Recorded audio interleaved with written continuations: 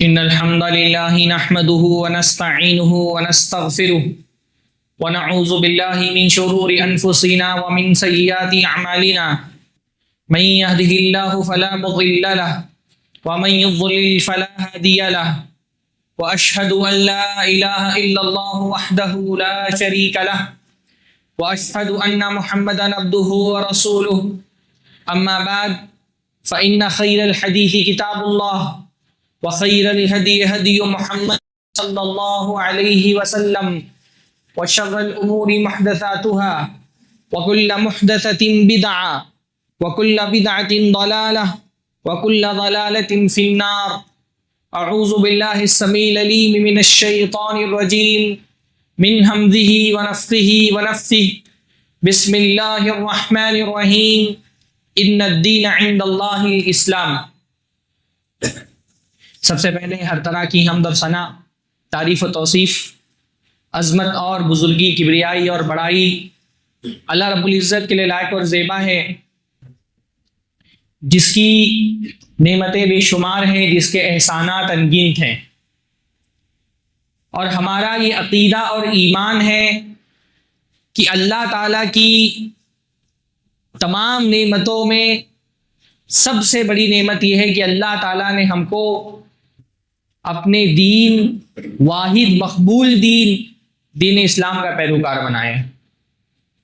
ہماری جھولی میں اللہ تعالیٰ کی جتنی نعمتیں ہیں، ہمارا یہ عقیدہ ہے کہ ان ساری نعمتوں میں اللہ تعالیٰ نے سب سے بڑی نعمت ہم پر یہ کی ہے کہ ہم کو مسلمان بنائے، اپنے دین حنیف کا، اپنے واحد مقبول دین کا پیروکار بنایا ہے. بندے کو چاہیے کہ اللہ تعالیٰ کی اس نعمت کا نہ صرف یہ کہ شعور رکھے، بلکہ اس شعور کو تازہ کرتا رہے، اس احساس کو بار بار اپنے دل میں تازہ کرتا رہے کہ اللہ تعالیٰ نے اس پر سب سے بڑا کرم یہ کیا ہے کہ اس کو مسلمان بنا دیا ہے. اسلام کی نعمت وہ نعمت ہے جو حضرت نوح علیہ السلام نے اپنے بیٹے کے لیے مانگی پر ان کو نہیں ملی. حضرت ابراہیم علیہ السلام نے اپنے باپ کے لیے نعمت چاہی پر وہ اس نعمت سے اس کے باوجود محروم رہے. حضرت لوط علیہ السلام نے اپنی بیوی کے لیے نعمت چاہی پر ان کی بیوی کو بھی یہ نعمت نہیں مل سکی. اللہ کے نبی صلی اللہ علیہ وسلم آخری وقت تک کوشش کرتے رہے کہ ان کے چاچا ابو طالب لا الہ الا اللہ کی گواہی دے کر کے اس نعمت کے پانے والوں میں شمار ہو جائیں. اللہ کے نبی کی ساری کوششوں کے باوجود ابو طالب اس نعمت سے محروم رہے. وہ نعمت جو حضرت ابراہیم علیہ السلام کے باپ کو ان کی دعاؤں کے باوجود نہیں ملی، حضرت نوح علیہ السلام کے بیٹے کو ان کی چاہتوں کے باوجود نہیں ملی، حضرت لوط علیہ السلام کی بیوی جس نعمت سے محروم رہی، اللہ کے نبی کی محبوب چچا اللہ کے نبی صلی اللہ علیہ وسلم کی ساری خواہش کے باوجود اس نعمت کو نہیں پا سکے. الحمدللہ ثم الحمدللہ، اللہ رب العالمین نے ہم میں سے بیشتر لوگوں کو بغیر تلاش کے وہ نعمت دے دی، ہماری جھولی میں ڈال دی. الحمدللہ ہم میں سے بیشتر لوگ وہ ہیں الحمدللہ جن کو کلمے کی یہ نعمت، ایمان کی یہ نعمت، اسلام کی یہ دولت اپنے والدین سے مل گئی. الحمدللہ یہ اللہ تعالیٰ کا بہت بڑا فضل ہے. اللہ تعالیٰ نے ہم کو یہ انسانوں کی اربوں کی آبادی میں اللہ تعالیٰ نے ہم کو اپنے دین کی اتباع کے لیے چنا ہے. الحمدللہ بندے کو چاہیے کہ اللہ تعالیٰ کی اس نعمت کی ویلیو کو سمجھے، اس کی قدر کرے، اور اگر واقعتاً وہ اس نعمت کی قدر کرتا ہے، اگر واقعتاً ہمارے دل میں اس نعمت کی عظمت کا احساس ہے، تو ہماری سب سے پہلی کوشش یہ ہوگی کہ جیسے اللہ تعالیٰ نے ہم کو اس نعمت سے نوازا ہے، ہمارے بعد ہمارے بچوں کو بھی اللہ تعالیٰ اس نعمت سے نوازے. اللہ تعالیٰ نے جیسے ہم کو اس دین پر چلنے کی توفیق عطا فرمائی ہے، ہماری اگلی نسل بھی اسی دین پر چلے اور اسی دین پر ان کا خاتمہ ہو. ایک ایمان والے بندے کی سب سے بڑی چاہت یہی ہوتی ہے. بھائی انسان کو جو نعمت ملتی ہے، اپنے بعد انسان کی سب سے بڑی چاہت یہ ہوتی ہے کہ یہ نعمت اس کی اولاد کو بھی مل جائے. ایک مومن بندہ جو ایمان کی قدر کو سمجھتا ہے، جو اسلام کی نعمت کی ویلیو سمجھتا ہے، اس کی سب سے بڑی چاہت یہ ہوتی ہے کہ میرے بچے میرے بعد اسلام کے اس راستے پر چلتے رہے. اس لیے آپ دیکھیے انبیاء کی سب سے بڑی فکر مندی یہی ہوتی تھی. حضرت یعقوب علیہ السلام کی جب موت کا وقت قریب آیا تو اللہ رب العالمین قرآن نے فرمایا کہ حضرت یعقوب نے اپنے بچوں کو جمع کیا. جمع کرنے کے بعد کیا کہا؟ ہم سوچئے کہ ہم کو اگر موت کا وقت ہمارا قریب ہو, ہماری فکر مندیاں کیا ہوتی ہے؟ ہمارے مرنے کے بعد ہماری اولاد کا کیا ہوگا, کیا کھائیں گے, کیا پیئیں گے, کہاں رہیں گے, کیا کاروبار کریں گے, کہاں سے ان کی آمدنی ہوگی. ہماری ساری فکر مندیوں کا محور یہ ہوتا ہے. حضرت یعقوب علیہ السلام کی موت کا وقت قریب ہے, بچوں کو ساتھ میں جمع کیا ہے. ٹینشن کیا ہے ان کا, فکر مندی کس بات کو لے کر کے؟ بچوں سے پوچھ رہے ہیں ما تعبدون من بعدی, یہ بتاؤ میرے بعد عبادت کس کی کرو گے, سر کس کے سامنے جھکاؤ گے, سجدہ کس کو کرو گے, پوجا کس کی کرو گے. ایک باپ کی حقیقی فکر مندی یہ ہوتی ہے کہ کہیں میرے بچے میرے بعد توحید کے راستے سے ہٹ نہ جائیں. تو وہ بچوں کو جمع کر کے وعدہ لے رہے ہیں, پوچھ رہے ہیں میرے بعد کس کی عبادت کرو گے. بچے کہہ رہے ہیں ہم اللہ تعالیٰ کی عبادت کریں گے جو آپ کا رب ہے اور ہمارے باپ و اجداد کا رب ہے. تو ایک باپ کی حضرت ابراہیم علیہ السلام موحدین کے امام ہیں, اللہ تعالیٰ نے ان کو توحید والوں کا امام بنایا ہے. کیا دعا کر رہے ہیں اللہ تعالیٰ سے؟ ہاں, اللہ تعالیٰ سے دعا کر رہے ہیں ربنا جعلنا مسلمین لک ومن ذریتنا امۃ مسلمۃ لک. اللہ تعالیٰ ہم کو بھی مسلمان بنا کر کے زندہ رکھنا, ہمارے آنے والی نسل کو, ہماری ذریت کو بھی اللہ تعالیٰ مسلمان بنا کے زندہ رکھنا, اسلام کے راستے پر چلانا. حالانکہ توحید کے امام ہیں, اس کے باوجود ڈرے ہوئے کہ کہیں میرے بعد میری آنے والی نسل بت پرستی کی شکار نہ ہو جائے. اللہ تعالیٰ سے دعا کر رہے وجنبنی وبنی ان نعبد الاصنام, اللہ تعالیٰ مجھ کو اور میری اولاد کو اس بات سے بچانا کہ ہم بتوں کی پوجا نہ کرنے لگ جائیں. بتوں کی پوجا سے بچانا. آپ سوچئے توحید کا امام ہے لیکن پھر بھی ڈرا ہوا ہے کہ کہیں بت پرستی کے فتنے کا شکار نہ ہو جائے. یہ انبیاء کی حالت ہے. ہم کو کتنا ڈرنا چاہیے. ہم تو جس دور میں جی رہے ہیں اس وقت جو صورتحال ہے, خاص طور پہ ہندوستان کی, بت پرستی کو, شرک کو اتنا گلوریفائی کیا جاتا ہے. ہم کو تو اس بات سے بہت ڈرنا چاہیے کہ ہماری آنے والی نسل کہیں بت پرست نہ ہو جائے. تو ہمارے دل میں یہ خوف نہیں ہے.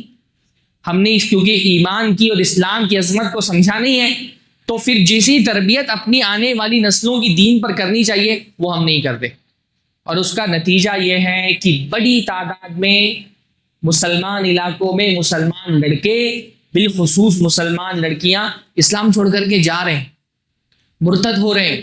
روزانہ خبریں آ رہی ہیں, سوشل میڈیا پر خبریں آ رہی ہیں, آن لائن بہت سارے معاملات سننے میں آتے ہیں, آف لائن لوگ فون کرتے ہیں, کبھی آ کر کے ملاقات کرتے ہیں, بتا رہے ہیں مسلمان لڑکیاں مسلمان لڑکے دین چھوڑ کر کے جا رہے ہیں. الگ الگ علاقوں سے خبریں آ رہی ہیں.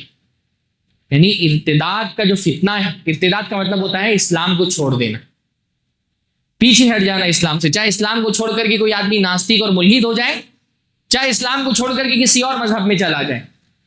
ارتداد کا فتنہ ہر دور میں تھوڑا بہت رہا ہے, لیکن یہ ارتداد کا فتنہ عام طور پہ کن لوگوں میں تھا؟ جو اپر کلاس لوگ ہیں, بہت زیادہ مسلمان, جن کو دین مذہب سے کچھ لینا دینا نہیں ہے, لبرل ٹائپ کے مسلمان ہیں, تو ان کے لیے کوئی مسئلہ نہیں تھا کہ وہ دین چھوڑ کر کے کسی اور دین میں چلے جائیں. تو یہ بہت ہوتا تھا کہ کبھی کوئی مسلمان ہے جو اس نے کوئی اور دین قبول کر لیا کسی سے محبت اور عشق کے چکر میں, یا کبھی بہت سارے مذہب کے لوگ اسلام بھی قبول کر لیتے تھے, لیکن ان کو یہ بیشتر ایسے لوگ تھے جن کو مذہب سے کچھ لینا دینا نہیں تھا. اس وقت صورتحال یہ ہے کہ مسلمانوں کا کوئی طبقہ ارتداد سے بچا ہوا نہیں ہے. مڈل کلاس کے لوگ, بہت لوور کلاس کے لوگ ارتداد کے شکار ہو رہے ہیں. میں آپ کو بتاؤں, میں ممبئی میں رہتا ہوں, بہت غریب جھگی جھونپڑی میں رہنے والی لڑکیوں کے بارے میں خبر آتی کہ یہاں لڑکی مرتد ہو گئی ہے. بلکہ دیہاتوں میں یہ فتنہ کبھی نہیں تھا ارتداد کا. آج صورتحال یہ ہے کہ دیہاتوں سے خبر آ رہی ہے مسلمان لڑکیوں کے ارتداد کی. دیندار گھرانوں سے, علماء کے گھرانوں سے خبریں آ رہی ہیں کہ ان کی لڑکیاں مرتد ہو رہی ہیں. کیا وجہ ہے اس کی؟ کیا اسباب ہیں اس کے؟ ارتداد کوئی چھوٹا موٹا مسئلہ نہیں ہے. ارتداد سے بڑی اور کیا چیز ہو سکتی ہے؟ یعنی ایک مسلمان, چلیے میں یہ مان لیتا ہوں کہ بھائی جو اعداد و شمار پیش کیے جا رہے ہیں وہ اتنی بڑی تعداد میں مسلمان مرتد نہ ہو رہے ہیں. ہو سکتا ہے کہ اس میں کچھ مبالغہ ہو, بہت بڑی تعداد میں مسلمان لڑکیاں مرتد نہ ہو رہی ہیں, بھائی کم تعداد میں بھی مرتد ہو رہی ہیں. ایک لڑکی بھی اگر اسلام چھوڑ کر کے جا رہی ہے تو یہ ہمارے لیے مسئلہ ہونا چاہیے کہ نہیں ہونا چاہیے؟ ہماری مسائل کی لسٹ میں کیا اس سے بھی پرائرٹی میں کوئی مسئلہ ہونا چاہیے کہ مسلمان لڑکے اور لڑکیاں ارتداد کے شکار ہو رہے ہیں؟ یعنی آپ دیکھیے حضرت ابو بکر رضی اللہ تعالیٰ عنہ کی سنت کیا ہے. اللہ کے نبی کی وفات ہوئی تو مسائل کی ایک لمبی فہرست تھی ان کے سامنے, پر سب سے زیادہ پرائرٹی انہوں نے کس مسئلے کو دی؟ ارتداد کے مسئلے کو دی. تلوار نکال کے باقاعدہ مرتدین کے خلاف جہاد کیا انہوں نے. ارتداد سے بڑا ایک امت کے لیے اور کیا پرابلم ہو سکتا ہے؟ یعنی ہم وہ لوگ ہیں جن کو اللہ رب العالمین نے اس بات کا ذمہ دار بنایا ہے کہ وہ دوسرے جہنم میں جانے والے, دوسرے مذہب کے ماننے والے لوگوں کو دعوت دے کر کے اسلام کی طرف لے کر کے آئیں. ہمارے لیے کتنا بڑا مسئلہ ہے کہ ہمارے اپنے مذہب اور اپنے دین کے ماننے والے بچے بچیاں اسلام چھوڑ کر کے جا رہے ہیں, مرتد ہو رہے ہیں. یعنی یہ اتنی معمولی سی بات بھی نہیں ہے, اتنی بڑی تعداد میں. یعنی جن تنظیموں نے سروے کیا, اکیلے صرف پونا جیسی چھوٹا سا شہر ہے پونا, کتنا بڑا شہر ہے پونا جیسے شہر کے بارے میں باقاعدہ اعداد و شمار جمع کیے گئے. ہر مہینے 18, 19, 20, 22 لڑکیاں اسلام چھوڑ کر کے جا رہی ہیں. تھانے میں ہمارے ایک دوست ہیں وکیل, انہوں نے بتایا کہ تھانہ چھوٹا سا شہر ہے ممبئی سے لگا ہوا, ایک اکیلے تھانے میں 7, 8, 10 کیس ہر مہینے آ رہے ہیں مسلمان لڑکیوں کے ارتداد کے.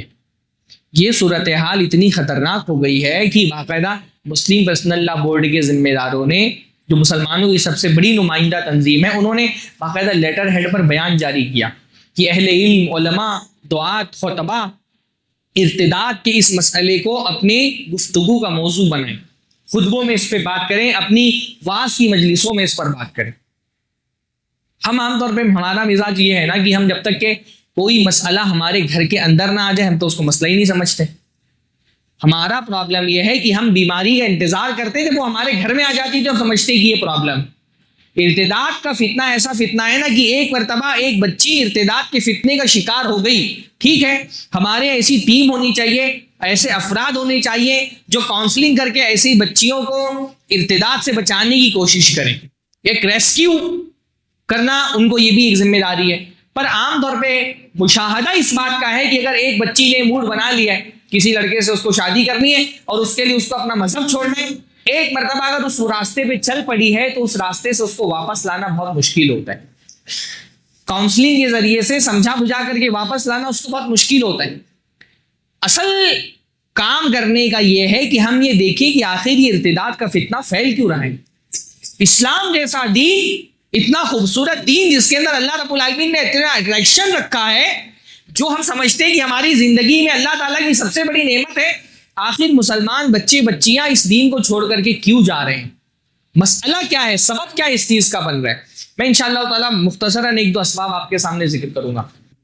سب سے پہلا, سب سے بنیادی, سب سے اہم ترین سبب یہ ہے کہ بھائی اسلام سے ایک عام مسلمان کا جو تعلق ہونا چاہیے وہ بہت کمزور ہے. ایک برائے نام تعلق بس بچا ہے. اسلام سے, ایمان سے جو ایک گہرا رابطہ مسلمان کا ہونا چاہیے وہ رابطہ بہت کمزور ہو گیا ہے.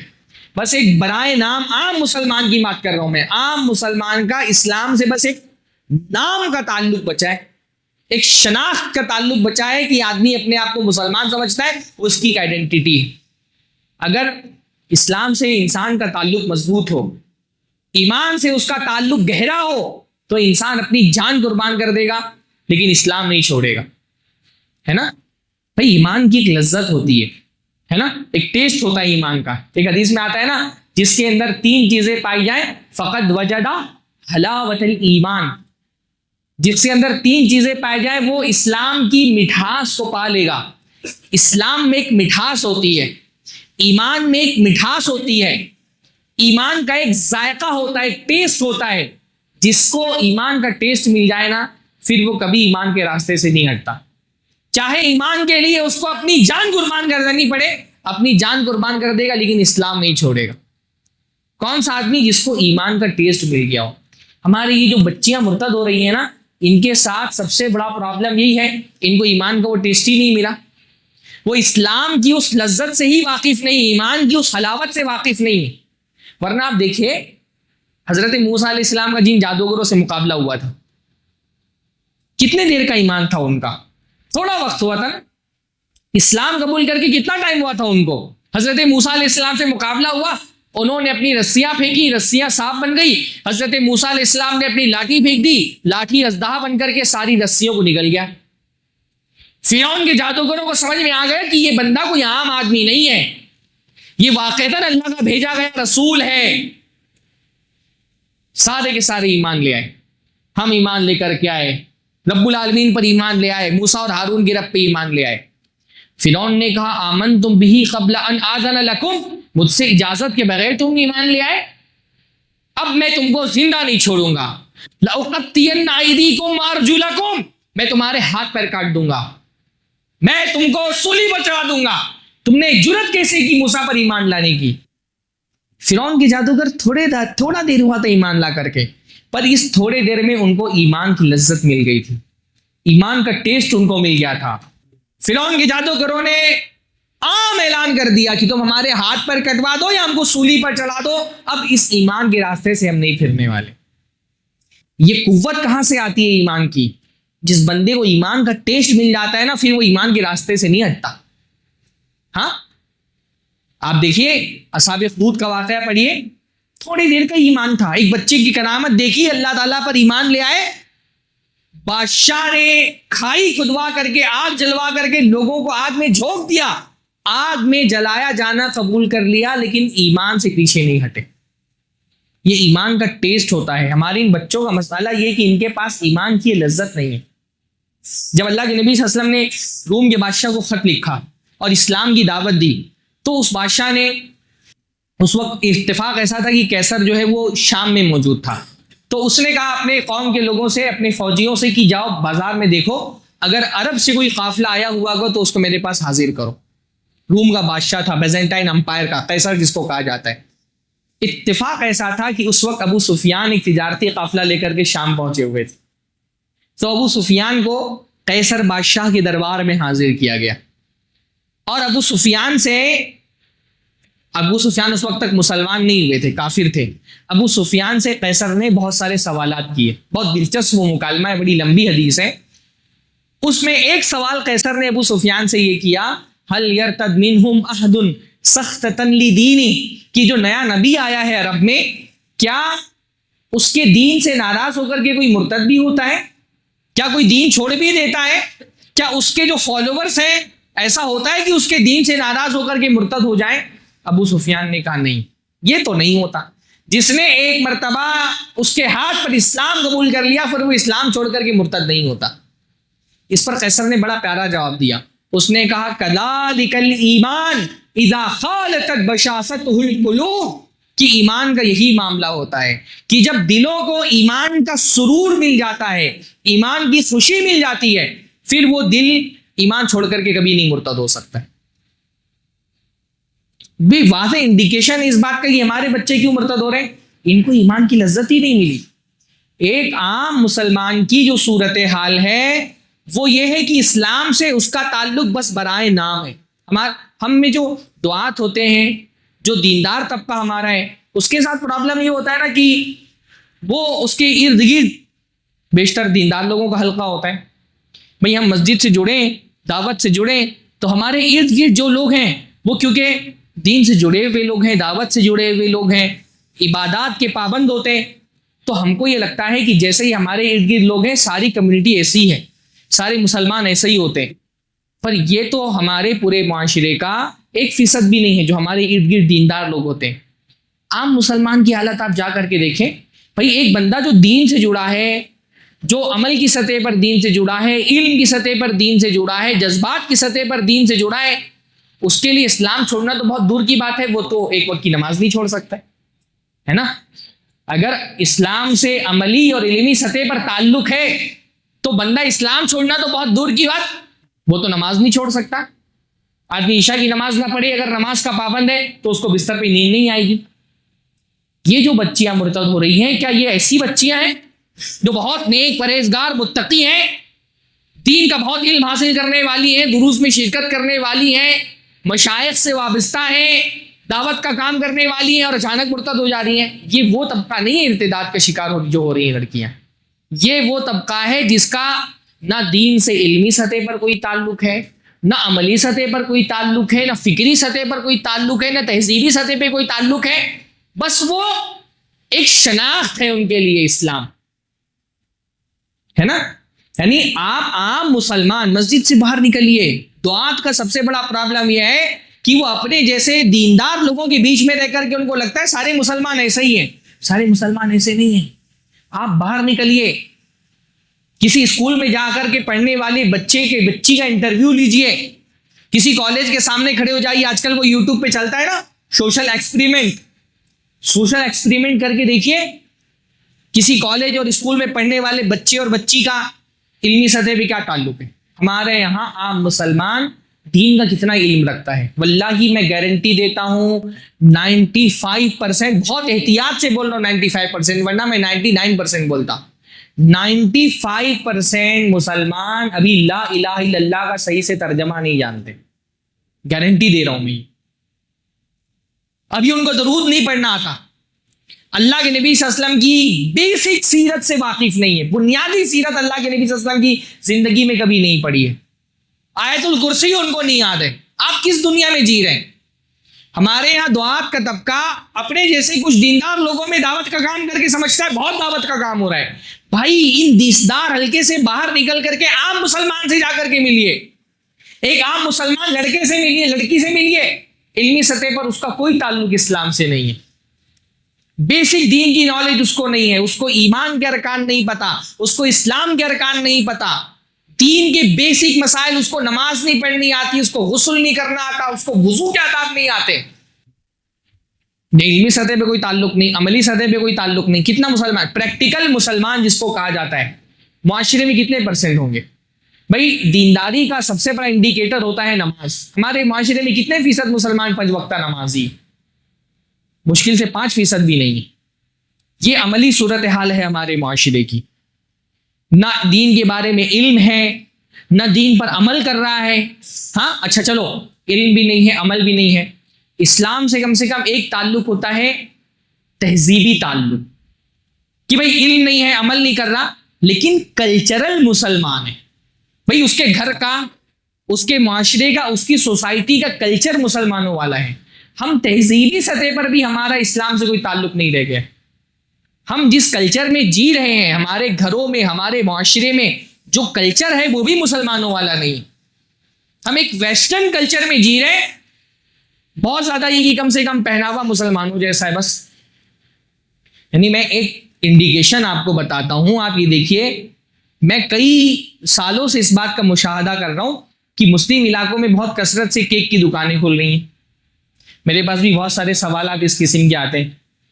اور آپ پوچھیں ان سے کہ بھائی یہ جو کیک کا فروخت ہوتا ہے، 90% کیک کون فروخت خریدتا ہے؟ جس کے گھر میں برتھ ڈے. یعنی برتھ ڈے منانا مسلم معاشرے میں غریب سے غریب گھر کے اندر نا واجب ہو گیا جیسے لگ رہا ہے. برتھ ڈے ضرور، چاہے 200 روپے کا کیک لے کر کے آئیں گے لیکن برتھ ڈے ضرور منائیں گے. ہاں یعنی یہ کیا ہے برتھ ڈے؟ یہ جو برتھ ڈے منانے کا رواج ہے، میں ایک مظہر بتا رہا ہوں آپ کو، ایک مینیفیسٹیشن بتا رہا ہوں. یہ جو برتھ ڈے منانے کا رواج ہے یہ کہاں سے آیا؟ کیا یہ اسلامی کلچر کا حصہ ہے؟ کیا یہ ہماری تہذیب کا حصہ ہے؟ یہ کون سی تہذیب ہے جس میں ہم جی رہے ہیں؟ ہمارا معاشرہ کس کلچر کو فالو کر رہا ہے؟ وہ مسلمانوں کا کلچر نہیں. یعنی کلچرل سطح پر بھی ہم مسلمان نہیں رہ گئے. اور یہ بہت اہم ہوتا ہے تہذیبی سطح پر مسلمان ہونا. آپ دیکھیے اس لیے حدیثوں میں بہت کثرت کے ساتھ تہذیبی معاملات میں کفار کی مخالفت کا حکم دیا گیا، کیونکہ پہلے انسان کا کلچر بدلتا ہے. جب وہ کلچرلی اسلام کو چھوڑ دیتا ہے پھر اسلام دین کو چھوڑنا بھی اس کے لیے آسان ہو جاتا ہے. تو ہر سطح پر مسلمان کا کوئی تعلق ہی نہیں ہے اسلام سے. ایک مسلمان عام سی لڑکی، نہ اس کے پاس اسلام کا علم ہے، نہ وہ عمل کی سطح پر مسلمان ہے، نہ وہ کلچرل سطح پر مسلمان ہے. وہ فکری سطح پر بھی جو اس کے تھاٹس ہیں، جو اس کے افکار ہیں، وہ مسلمانوں والے نہیں ہیں. وہ فیمنسٹ ہے، وہ سیکولر ہے، وہ لبرل ہے. پھر اسلام سے اس کا کیا تعلق ہے؟ اسلام اس کے لیے صرف ایک شناخت ہے، ایک پہچان ہے. ایک عام مسلمان عورت کے لیے، ایک عام مسلمان لڑکی کے لیے جو اسکول میں پڑھ رہی ہے، کالج میں پڑھ رہی ہے، اس کا اسلام سے بس اتنا تعلق ہے کہ بھائی جن گننا کا فارم آئے گا تو وہاں پہ جہاں ریلیجن لکھا ہے وہاں پہ مسلم لکھ دینا ہے، بس اس کو اتنا ہی اسلام سے تعلق ہے. باقی نہ اس کو اسلام کا علم ہے، نہ اسلام پر عمل کر رہی ہے، نہ اسلامی کلچر اس کے گھر کے اندر موجود ہے. جب اسلام سے تعلق اتنا کمزور ہوگا اور پھر اس کو ہم دنیا کی فتنوں میں اور آزمائشوں میں بھیج دیتے ہیں، وہ کسی کالج میں جا رہی ہے، کسی غیر مسلم سے اس کا رابطہ ہوا، محبت پروان چڑھنے لگی، اب جب شادی کی بات آئی تو اس کو کیا کرنا ہوتا ہے؟ اس کو بس یہ شناخت اپنی تبدیل کرنی ہے. باقی تو پریکٹیکلی علمی اور عملی سطح پر ویسے اس کا اسلام سے کوئی تعلق نہیں تھا، تو اس کے لیے کچھ مشکل نہیں ہوتا ہے کہ بس شناخت تبدیل کر کے اپنا نام تبدیل کر لیں. باقی تو اسلام سے ویسے اس کا کوئی تعلق نہیں تھا. اس لیے ارتداد کی فتنے سے اپنے معاشرے کو بچانا ہے تو اس طبقے میں کام کرنا پڑے گا جس کا دین سے تعلق ٹوٹ چکا ہے. ہمارا بہت بڑا مسئلہ یہ ہے جو دعوت کا کام ہم کر رہے ہیں، ہمارے یہاں دعوت کے نام پہ 90% کام ہم دیندار لوگوں میں کر رہے ہیں. یعنی گھوم پھر کر کے دیندار لوگوں کو دین کی طرف بلانے کا کام کر رہے ہیں، اور ہم بہت خوش بھی ہو جاتے ہیں ماشاءاللہ. ہم ایک پروگرام کرتے ہیں، ہم دیکھتے ہیں کہ بھائی 1000 لوگ آ گئے، 2000 لوگ ہو گئے، 5000 لوگ آ گئے، ہم کو لگتا ہے بہت کامیاب پروگرام ہے. اللہ کے بندوں کبھی غور کرو، یہ جو 2، 5، 10 ہزار آپ کے بڑے بڑے پروگراموں میں لوگ آ جاتے ہیں، یہ کون لوگ ہیں؟ یہ وہ لوگ ہیں جو آلریڈی دین سے جڑے ہوئے ہیں، آپ کے علماء کو جانتے ہیں، ان کا کسی نہ کسی سطح پر دین سے تعلق ہے، اسی لیے وہ آپ کا پوسٹر پڑھ کر کے آپ کی مجلسوں میں آ جاتے ہیں. یہ 2-5 ہزار جو آپ کے پروگراموں میں آ رہے ہیں، یہ وہ لوگ نہیں جن کا دین سے تعلق ٹوٹا ہوا ہے. ہمارے یہاں 90% دعوی ایکٹیویٹیز جس کو کہا جاتا ہے دعوتی سرگرمی، اس میں کیا ہوتا ہے؟ جو دیندار لوگ ہیں ہم ان کو دین پر تربیت کر رہے ہیں. ہم مسجد میں دعوت کا کام کرتے ہیں، مسجد میں جو آدمی نماز پڑھنے کے لیے آ رہا ہے اس کو نماز کی اہمیت بتا رہے ہیں. بھئی وہ تو آیا ہے نا مسجد میں نماز پڑھنے کے لیے. دعوت کیا صرف اس بات کا نام ہے کہ جو آپ کے پاس آئے گا اس کو آپ دین کی دعوت دیں گے؟ دعوت صرف یہ نہیں کہ جو آپ کے پاس آیا اس کو دین بتائیں. دعوت یہ ہے کہ جو آپ کے پاس نہیں آ رہا ہے، جس کا دین سے تعلق ٹوٹا ہوا ہے، اس تک پہنچیے. یہ پہنچنے والا کام ہم نہیں کر پا رہے. بھئی اللہ کے نبی صلی اللہ علیہ وسلم نے دعوت کا کام کیا کیا؟ جب اللہ کے نبی کو نبوت سے سرفراز کیا گیا، بعثت ہوئی اللہ کے نبی صلی اللہ علیہ وسلم کی، تو اللہ کے نبی کیا کیا؟ مکہ میں ایک پروگرام کیا کعبہ کی صحن میں، اور سارے لوگوں کو دعوت دی کہ فلاں تاریخ میں اللہ کے نبی تقریر کرنے والے ہیں، اور سب لوگ آ کر کے جمع اور اللہ کے نبی کی تقریر سنیں. اللہ کے نبی نے ایسے دعوت کا کام کیا؟ اللہ کے نبی صلی اللہ علیہ وسلم کے پاس جو آیا اس کو تو اللہ کے نبی نے دین کی دعوت دی، جو نہیں آیا اللہ کے نبی اس تک پہنچے. ہم دعوت میں یہ تو کر رہے ہیں کہ جو ہمارے پاس آ رہے ہیں اس کو بتا رہے ہیں، جو نہیں آ رہا اس تک پہنچنے کے لیے ہمارے پاس کیا انتظامات ہیں. سمجھ رہے میں کیا بولنا چاہ رہا ہوں؟ ایک عام مسلمان، اچھا بھائی لڑکوں کا تو کم سے کم اس حد تک کے معاملہ ہے نا کہ جمعہ کا یہ خطبہ ہمارے لیے بہت مؤثر ذریعہ ہے دعوت کا. واللہ منبر جو ہے نا دعوت کا سب سے مؤثر ذریعہ جو اللہ تعالیٰ نے ہم کو دیا، کیونکہ اس منبر پر ہم کو کم از کم وہ آڈینس مل جاتی ہے جمعہ کے دن جو ہمارے پروگراموں میں نہیں آتی، وہ درس سننے کے لیے نہیں آتی. اس کو کسی عالم کا نام بھی ہو سکتا ہے نہیں پتہ ہے، وہ تو بس جمعہ پڑھنے کے لیے اس لیے آ جاتی ہے کیونکہ اس کو یہ لگتا ہے کہ جمعہ نہیں پڑھیں گے تو اسلام کے رجسٹر سے ہمارا نام کاٹ دیا جائے گا. تو اپنا اسلام بچانے کے لیے جو برائے نام اسلام سے تعلق ہے اس کی حفاظت کرنے کے لیے لاسٹ میں آ جاتے ہیں. ماشاءاللہ دیکھیے آ رہے ہیں ابھی. ہاں یہ وہ لوگ ہیں جو گھڑی دیکھ کر کے نکلتے ہیں گھر سے کہ کہیں ایسا نہ ہو کہ 5 منٹ بیٹھ کر کے مولانا کا خطبہ سننا پڑے، تو ایک دم لاسٹ مومنٹ پہ نکلتے ہیں کہ صرف جماعت ملے. بس کہیں ایسا نہ ہو کہ کوئی بات علماء کی کسی خطیب کی کان تک پہنچ جائے. اس لیے میں نا خطبے میں آخری کے 5-10 منٹ ایکسٹرا لیتا ہوں کہ ان کو بھی تو کچھ بتانا ہے نا. یہ جو ہم کو چکما دینے کے لیے ایک دم لاسٹ مومنٹ پر نکل کر کے آئے ہیں کہ ایک دم آخری منٹ میں پہنچیں گے تاکہ مولانا کی کوئی بات نہ سننا پڑے، ان کو سنانا پڑے گا نا 10 منٹ، تو 10 منٹ میں ایکسٹرا لوں گا ان کے لیے. میں ممبئی سے اتنا دور سفر کر کے اس لیے تو نہیں آیا ہوں کسی بات کو جمعہ کی نماز میں امامت کرا دوں. تو جمعہ کی اس خطبے میں کم سے کم یہ آڈینس ہم کو مل جاتی ہے الحمدللہ، جو کبھی کسی درس میں نہیں آتے، کسی پروگرام میں شرکت نہیں کرتے، کسی عالم کا درس نہیں سنتے. یہ پر یہ اس سے بڑی مصیبت یہ ہے کہ وہ بیچاری جو لڑکی ہے اس کو تو اس کا بھی امکان نہیں اس کے پاس. یعنی مردوں کے لیے تو کم سے کم جمعہ کے دن مسجد کے دروازے کھلے ہوئے ہیں، پر ہم نے خواتین کے لیے یہ دروازے بھی بند کر کے رکھے. تربیت کا جو ایک مؤثر ذریعہ تھا جمعہ کے خطبات کے ذریعے سے، مسجدوں کے ذریعے سے تربیت کرنا، ہم نے وہ بھی بین کیا ہوا ہے. ہماری 90-95% مسجدوں میں بڑی عالیشان مسجدیں بہت جگہ ہیں تھوڑی سی جگہ ہم خواتین کے لیے خاص نہیں کر سکتے؟ حالانکہ خواتین کے لیے تو صرف جمعہ کی نماز میں نہیں، 5 وقت کی نمازوں میں انتظام ہونا چاہیے. 5 وقت کی نمازوں میں انتظام نہ کر سکے، ایک جمعہ کے خطبے میں تو انتظام ہونا چاہیے. پر آپ کے پورے شہر میں کتنی مسجدیں ہیں جہاں خواتین کے لیے انتظام ہے؟ ہاں، میڈیا کے سامنے تو ہمارے علماء بولتے تھے ہم تو کسی عورت کو نہیں روکتے آئے مسجد میں، پر آپ نے انتظام کس مسجد میں، آپ نے بڑی بڑی مسجدوں میں ان خواتین کے لیے انتظام کیا؟ آپ نے کیا ہی نہیں. بلکہ صورتحال تو یہ کہ بیچارے کچھ اہل حدیث مل کر کے اگر کسی مسجد میں خواتین کے لیے انتظام کر دیں تو باقاعدہ مسجدوں میں ان کے خلاف خطبے ہو رہے ہیں. ہمارا خطیب منبر پہ کھڑے ہو کر کے بولتا ہے عورتوں کا مسجد میں آنا فتنہ ہے. یہ عورت سب سور کر کے کالج جا رہی ہے، اسکول جا رہی ہے، کوئی فتنہ نہیں ہو رہا. یہ یونیورسٹیز جا رہی ہیں، خوب میک اپ کر کے، کوئی فتنہ نہیں ہو رہا. یہ پارکوں میں جا رہی ہیں، یہ بازاروں میں جا رہی ہیں، مالز میں جا رہی ہیں، پکنک اسپاٹ میں جا رہی ہیں، کہیں فتنہ نہیں ہو رہا. یہ عورت مسجد میں آ جا رہی ہے، ہمارے خطیب صاحب کو لگتا ہے فتنہ ہو گیا عورتوں کا مسجد میں آنا. ہاں، عورتوں کا بازار میں جانا فتنہ نہیں ہے، کالج اور یونیورسٹیز میں جانا فتنہ نہیں ہے، مسجد میں آنا فتنہ ہے. ایسا لگتا ہے دنیا کے سب سے برے لوگ مسجد میں ہی ہوتے کہ مسجد میں آئے گی تو اس کی عزت سلامت نہیں رہے گی، باقی ہر جگہ اس کی عزت سلامت. تو ایک جو بڑا تربیت کا ذریعہ تھا مسجد، اس کے دروازے تو ہم نے بند کیے ہوئے. کتنے افسوس کی بات ہے، کفر نے، ارتداد نے تو لڑکیوں کے لیے، خواتین کے لیے اپنے دروازے کھولے، ہم نے مسجد کے دروازے جو ہدایت کے دروازے ان کے لیے بند کیے ہوئے. ان کے لیے مسجد کے دروازے کھولیے. اگر یہ مسجد کے دروازے نہیں کھولیں گے تو کفر نے تو اپنے دروازے ان کے لیے کھولے ہوئے. تو یہ تربیت کا پورا نظام بگڑا ہوا ہے، دعوت کا پورا نظام ہمارا بگڑا ہوا ہے. اگر ہم اپنی بچی اور بچیوں کو، ان آنے والی نسلوں کو اگر بت پرستی کی گندگی سے بچانا چاہتے ہیں تو ہماری سب سے بڑی ذمہ داری یہ ہے کہ ان تک پہنچیے، بیٹھیے، غور کریے کہ یہ جو کالج میں پڑھنے والی لڑکی ہے، یہ جو اسکول میں پڑھنے والے بچے ہیں، ان تک دین کا پیغام کیسے پہنچے گا، ان کو کیسے آپ دینداری کی طرف لے کر کے آئیں گے. میں یہ نہیں کہہ رہا کہ بھئی مسجد میں دروس نہیں ہونے چاہیے، دینی پروگرام نہیں ہونے چاہیے. جو مسلمان ہیں، جو دیندار طبقہ ہے، اس کی تربیت کا انتظام ہونا چاہیے، لیکن دعوت صرف اس کا نام نہیں ہے. اللہ کے نبی صلی اللہ علیہ وسلم مسجد میں اگر دعوت کا کام کرتے تھے تو بازار بھی جاتے تھے. اللہ کے نبی صلی اللہ علیہ وسلم، اللہ کے نبی نے فرمایا بازار دنیا کی سب سے بری جگہ ہے، لیکن اس کے باوجود اللہ کے نبی بازار میں جا کر کے دعوت کا کام کرتے تھے. ایک ایک آدمی کو پکڑ کر کے، ایک ایک قبیلے کے ذمہ دار کو پکڑ کے کھڑے ہو کر کے سمجھاتے تھے. تو ہمارا پورا دعوت کا جو نظام ہے نا، وہ کرپٹ ہو چکا ہے.